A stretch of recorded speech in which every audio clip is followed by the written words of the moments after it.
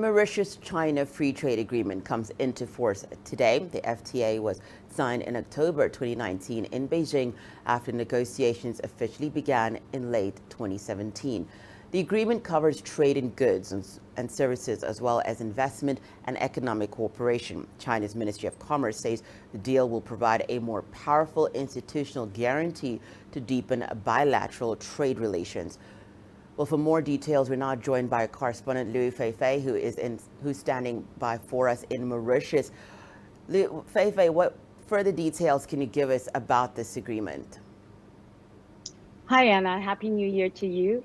The agreement is very momentous on many different levels, but first and foremost, on a macro level, this agreement represents the first free trade agreement that China has entered into with an African country. So all eyes are on this bilateral agreement. Now, the agreement started being negotiated back in 2017, so it's been a long time getting to where we are now.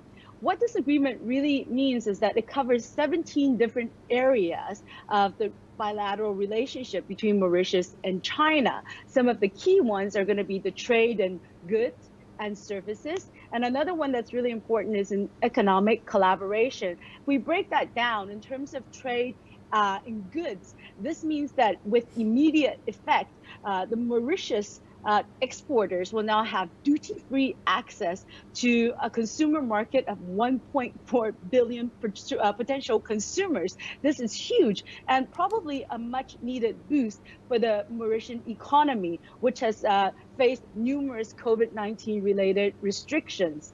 In terms of trade and services, Mauritius will now also have access to a number of service sectors, such as e-commerce, telecommunications, ICT, to just name a few.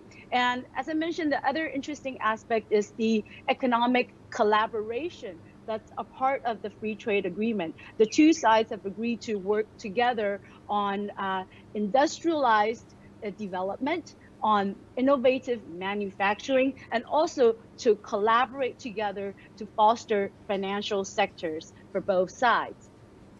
Feifei, you've highlighted some of the benefits. Just speak to us more about that, the two sides and what they expected to reap from this agreement. I think for Mauritius, first and foremost, that market is going to make a huge, tremendous impact. Historically, there's been a trade imbalance because simply it's just able to produce so many more goods. And the cost of labor in Mauritius has become high over the years. So now with removal of the tariffs, a lot of the export sectors that are very important to Mauritius are going to be more competitive. And that's going to include, for example, the frozen fish sector. There's a very vibrant and growing aquaculture industry in Mauritius. Mauritius being an island nation, the ocean economy is key to its sustainable development going forward. So that's going to be an interesting one to watch. Also, in rum, Mauritius sugar producing country, and one of the beverages that they make is rum. And this is going to be something interesting to see in the Chinese market. Also, maybe close to the ladies' hearts, Mauritius also has lovely handcraft jewelry. So these are just some examples of services where goods where Mauritius can now become more competitive in China.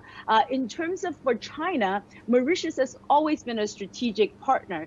It was one of the first African countries to establish formal diplomatic ties with China back in 1972 with the first foreign embassy established in China. And since then, the two countries have enjoyed a good working relationship together. Now, Mauritius is also a strategic location in the Indian Ocean, and Mauritius has also held it out increasingly so in recent years as a conduit for Asian countries that want to invest and play a role in Africa, which is something definitely China wants to do. So there's benefits to both countries. But as I began this sector by saying, Anna, I think it's the larger, more over-encompassing aspect is that this is the first free trade agreement that China has entered into with an African country.